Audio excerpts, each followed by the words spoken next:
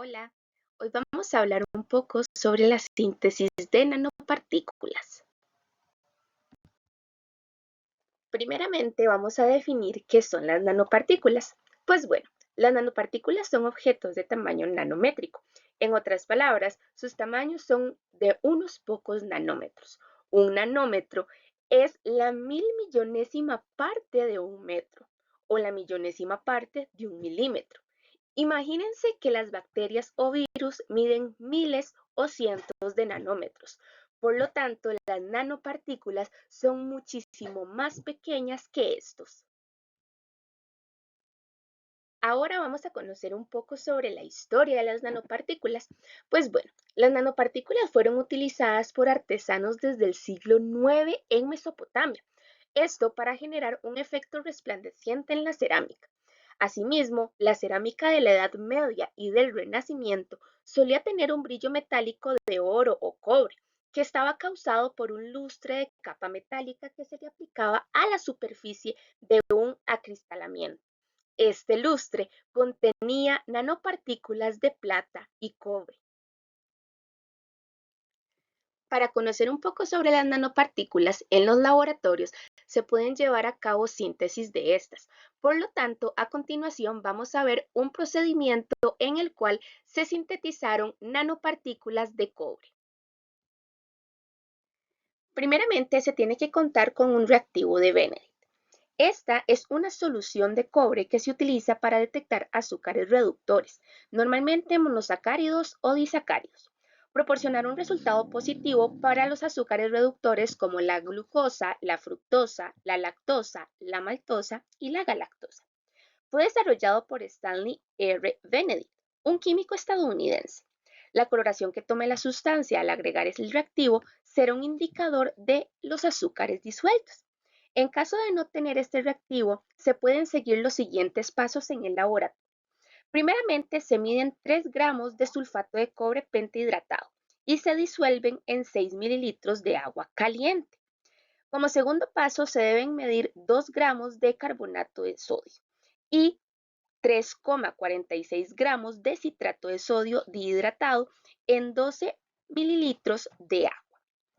Como tercer paso, se añade la disolución preparada en el primer paso lentamente a la disolución que se preparó en el segundo paso. Como cuarto punto, se diluye la disolución a un volumen final de 20 mililitros, es decir, el líquido final tiene que ser 20 mililitros. En este caso, en la práctica de laboratorio de la que van a ver fotos o videos, el reactivo Benedict ya estaba preparado, por lo tanto no se tuvo que seguir los pasos que les acabo de mencionar.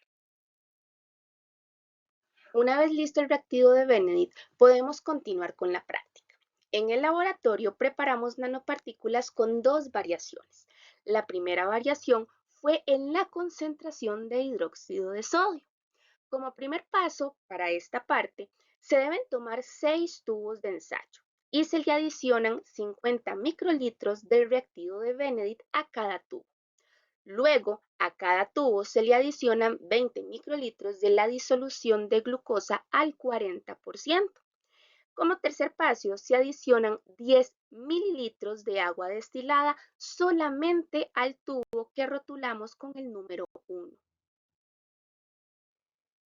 Para este tipo de prácticas es necesario rotular los tubos de ensayo, ya que el cuarto paso es cuando se adiciona a cada uno de los tubos restantes 10 mililitros de una disolución de hidróxido de sodio, pero esta disolución va a ser aquella en la que tengan distintas concentraciones del reactivo del que estamos hablando. Por lo tanto, al tubito de ensayo con la letra A se le va a agregar una disolución de hidróxido de sodio de 0,0001 mol por litro. Al tubo B se le van a agregar la misma disolución de hidróxido de sodio, pero esta vez tiene que ser con una concentración de 0,001 mol por litro. Al tubo de ensayo 3 se le agrega hidróxido de sodio al 0,01 mol por litro, al tubo D 0,1 mol por litro y al tubo E 1 mol por litro. Como quinto paso vamos a colocar los tubos de ensayo en un beaker que contiene agua hirviendo. Estos se van a dejar ahí durante 5 minutos para que se calienten.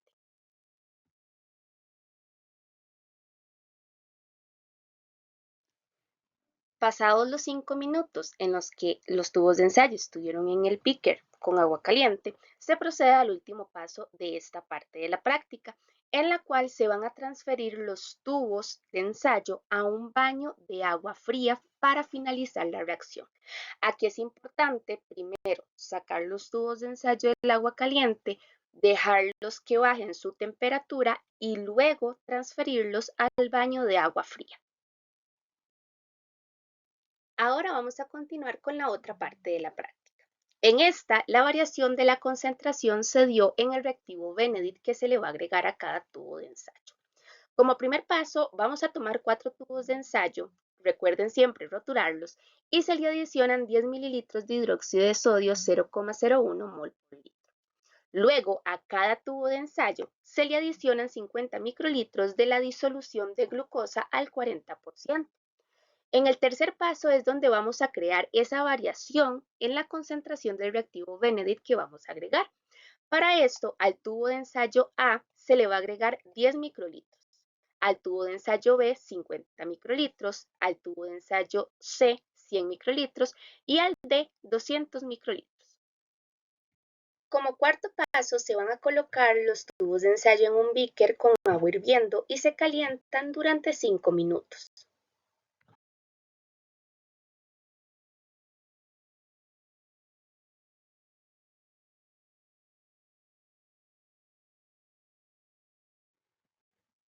Por último, se sacan los tubos de ensayo del agua caliente, se dejan a temperatura ambiente y cuando ya consideremos que se pueden pasar a un baño de agua fría, lo hacemos para así finalizar la reacción.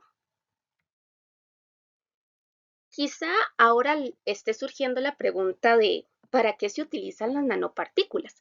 Pues bueno, dentro de las aplicaciones que se le dan a las nanopartículas está. Primeramente, algunas nanopartículas metálicas tienen la capacidad de absorber y almacenar luz de sus alrededores, lo que hace que se comporten como amplificadores de luz o como una especie de nanoantenas ópticas. Además, muchos de los antiguos y coloridos vitrales en las catedrales góticas de la Edad Media están hechas con vidrio que contiene nanopartículas metálicas.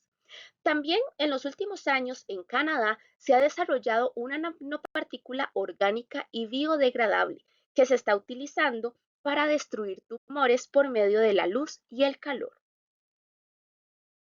Ahora bien, en la práctica de laboratorio de la cual acaban de observar fotos y videos, se realizó una síntesis de nanopartículas de cobre, las cuales podemos calificarlas de la siguiente manera.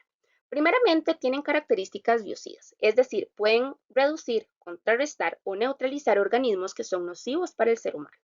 Además, las nanopartículas de cobre son utilizadas en varias aplicaciones de la vida cotidiana, como por ejemplo en los limpiadores de piso y en el interior de las lavadoras de ropa. Asimismo, debido a ese agente biocida, son utilizadas a nivel médico para materiales que se tengan en una ambulancia o en el interior de estas, para así mejorar y mantener la higiene de estos vehículos de emergencia. También su uso se está extendiendo a nivel de plantas, pues al utilizar estas nanopartículas se ha demostrado que se puede aumentar la eficacia en ciertos pesticidas e insecticidas de uso agrícola.